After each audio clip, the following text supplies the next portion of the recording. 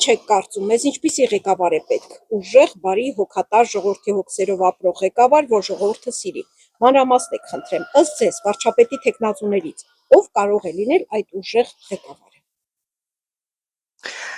Նախ հենց սկզբից պատասխանեմ, իմ Հայաստան աշխարհին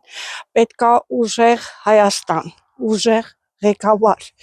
որպեսզի մենք այս կարգավիճակից դուրս գանք, ուժեղ տնտեսություն։ Երկրի ղեկավարը պետք է լինի ուժեղ, պետք է լինի խելացի, ժողովրդին համախմբող։ Ես այս նույն բառերը պարոն Փաշինյանին էլ եմ ասել եմ ժողովրդին համախմբի, բայց ինքը այս 3 տարվա մեջ ոչ մի բան չարեց այնց, որից որ ժողովրդին պետք էր համախմբել։ Նաբարոտ, ինքը պառակտում է մեր ազգին, որը ես նայում եմ սենց ճիշտն ասած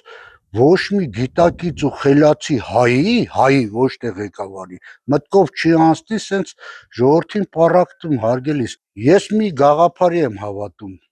ուժն է ծնում իրավունքը, Նժդեհին եմ ես հավատում, ես այսօրվա ղեկավարությանը չեմ հավատում,